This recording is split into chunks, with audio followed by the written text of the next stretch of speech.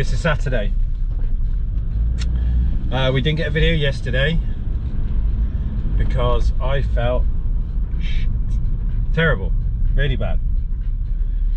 I had a Subaru Impreza WRX in the morning, which had the sound issue. What it basically transpired to be is some genius had run a separate amplifier inside the car that was running off of all 4 speakers, and they'd wired it to the same amp that was powering the sub. So when the guy disconnected the amp wiring for the sub at the back, because obviously he didn't want this massive box in a really tidy sports car, it stopped everything working, and he was a bit like, why is my head unit on and now I've got no sound? The sub is only powering the sub, why have I stopped all, you know? So he started to panic. He came in and saw me, so we went hunting through some power cable and found an extra join, reconnected it back up, disconnected the one in the boot so we can remove the sub and get rid of the box, the weight, and he's got music back. Then I did this. So I was feeling terrible. By about lunchtime I was hanging, just started to feel really groggy again, really fluey. My phone wouldn't stop ringing, people were calling and messaging, it was just like non-stop. So I got underneath this thing, jacked it up in the air, got underneath it, and I thought, right, I need to do the service because I don't know the condition of it. Although the oil looks good, I don't know the condition of the oil, so I wanted to check it out. So I got underneath it, phone's going, I undid a bolt, drained all the oil out of it, then realised it was the CVT transmission. I dropped the gearbox oil, not the engine oil. Yay for feeling good and working on cars. So I put that back in, then found the right sump bolt, undid that, dropped the oil out of the engine. I did actually put a flush in there just before I dropped the oil, and I let it run for sort of 10 minutes just to make sure that all the carbon deposits and all the rubbish had gone.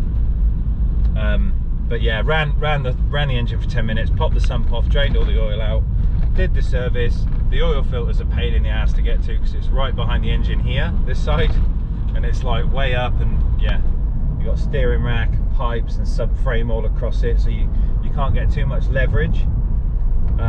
And some lovely person had basically done it up with a 400 Newton meter torque wrench. So I crushed the life out of the filter trying to get it off.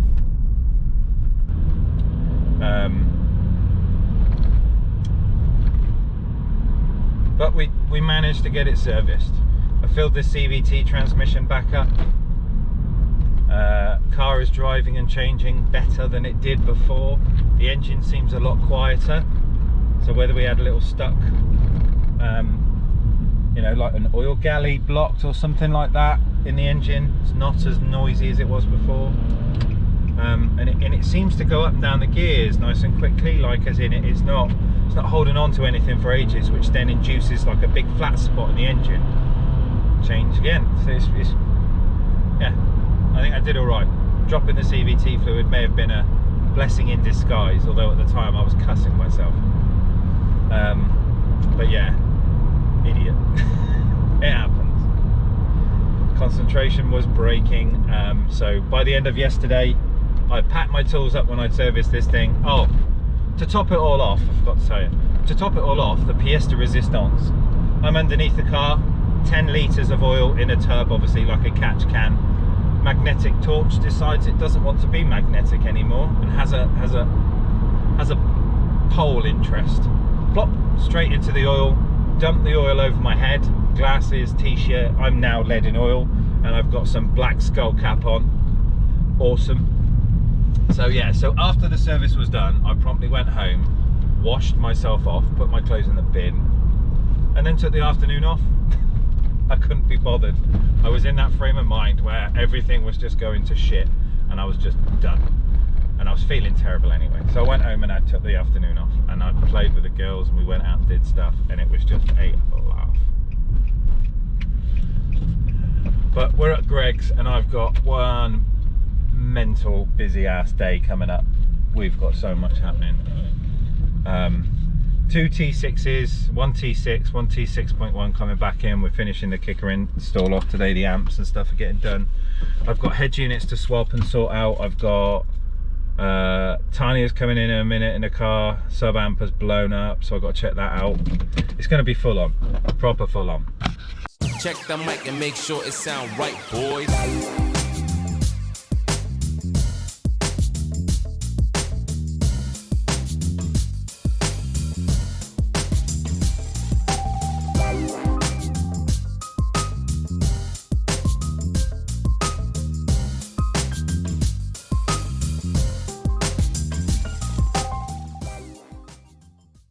What did they say was wrong with his head unit, Al? Needed resetting. Morning, how are we all? Hope you're all well. If you know who did that to his head, can you ring Crime Stoppers? I did it myself, alright? I did it myself. We've allowed him to take the jacket off. Start calling him Stan. Is your girlfriend still locked in the trunk? Hannibal. Guess what we've got back in, people? So Neil is currently working on a T6, getting the head unit that's been away for repair back in and sort the wiring out because it's a bit funky. You want to have a look at that? It's a bit awful. And then I'm doing T6 again. So obviously we're changing again, taking out the 5-channel kicker that was on loan from my personal collection, and he's having a KX 1700 watt sub amp, JL Audio Marine controller fader, and a Kicker IQ 4-channel. So we're going to run the sub and all the door speakers independently. Give him 2 controllers on the dash, so we'll have a fader control because this head unit does not have fader active, and VW won't do it because they're idiots. And some bass control for the sub box which I built in the back, which is sporting the Hertz Comp sub. By the end of today, Which is apparently a bit woolly. Yeah.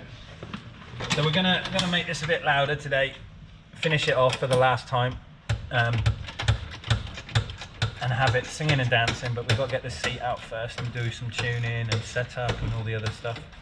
Get the VAGCOM out today, Chris, and see if that second code has popped back up. You know, the one that we found the last time? Yes, yeah. We'll see if that's still there. 1802. Was it?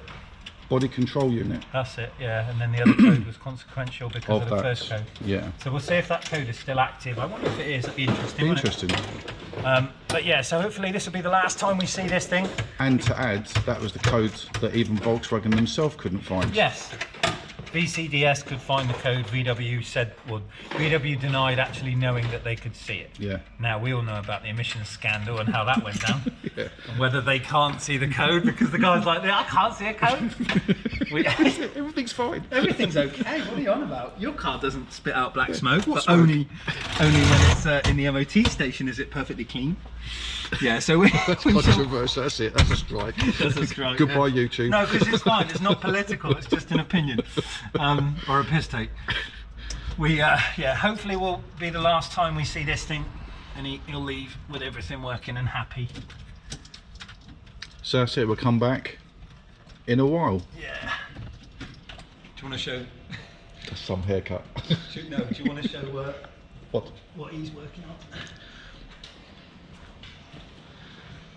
Okay, we're going to be here for a bit because Neil's going to explain to you how poor the wiring is and what they've got to do to make it all look nice and work well.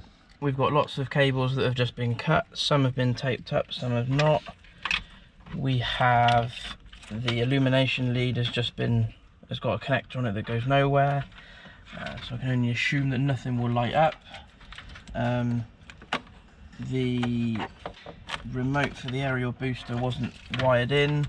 Something sparked when I started working in here, so we disconnected the battery. Then the GPS puck was just coiled up, left on top of the dash that it doesn't need to do. So this acts like a big radio, a big aerial itself, a big receiver, instead of actually using the puck as the point of reference. So we need to sort that out. The DAB aerial has been sat right at the bottom of the windscreen when it should be about 3/4 of the way, so that won't work properly, but unfortunately it's been stuck, so we can't take it off and put it back on again Without wrecking it. without trashing it. I believe he's actually put a hole in his dash as well that he didn't need to do. maybe in the tray, I think. Let's not go Yeah, down making holes. Eh? No, that's not good, man. That holds Chris. And he's got a Pioneer controller, I assume, for his bass. He's got a one-channel. He's got a one-channel 1600-watt amplifier that he was going to run 6x9s off of. But well, if he'd have turned it on, it would have gone pop, and that would have been about it. Hey, look at my speakers. And he's also used like a sort of they're Scotch locks, those, aren't they? Yeah. Aren't they? Yeah. Yeah. Instead of like soldering the connections properly. But that's, in his defence, he has put an inline fuse. So how long I is hope. it going to take you to rectify? Yeah. Well, fortunately, Look at his little face. Hey, what you got on? What? Look, hang on. Look. Hey, everyone. You haven't got the tag out. I know you're cool and all, but that's what the kids do with hats. Turn around. Give us a. How many ratchet straps do you use? Hi all, Mr. Comedy's watching.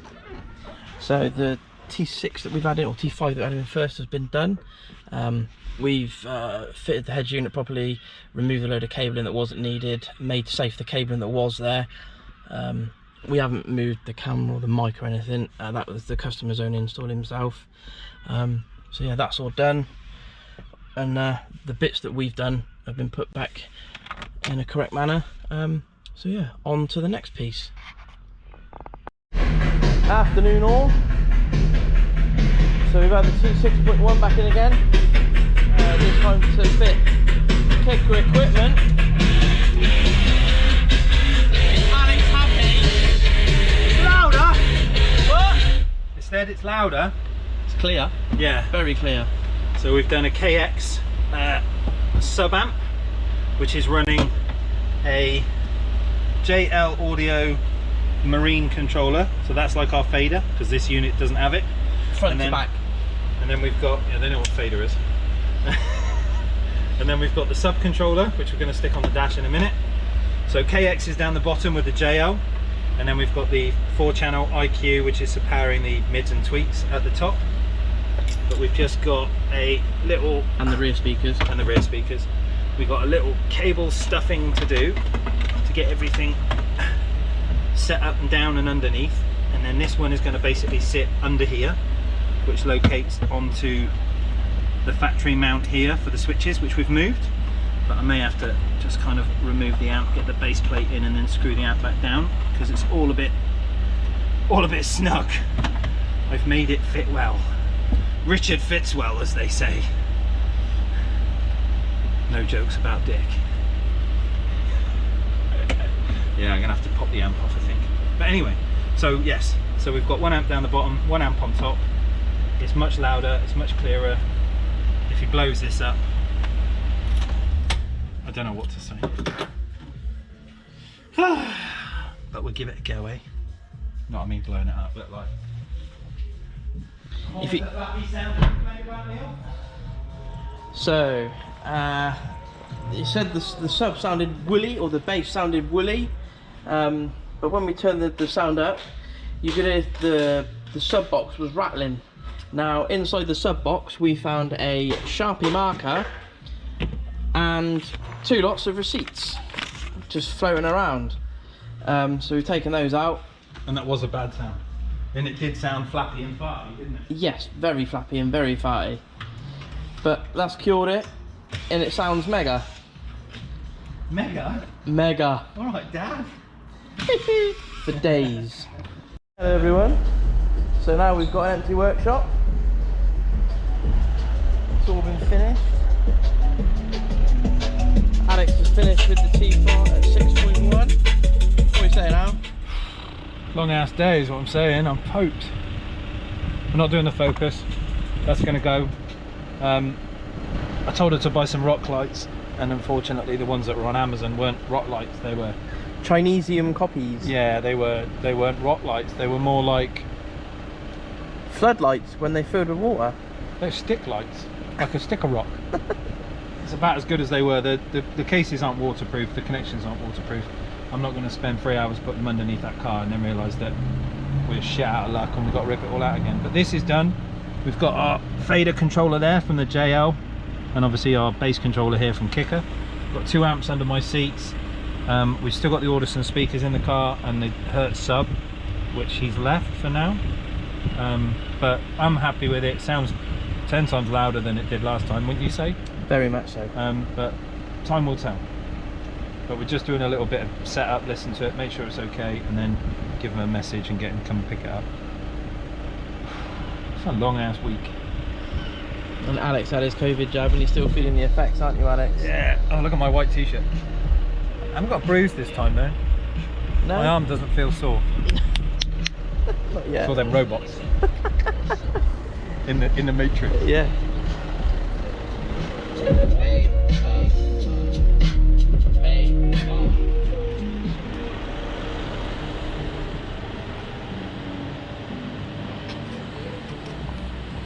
You told me you had subscribed to ASC Audio and now you've missed an episode.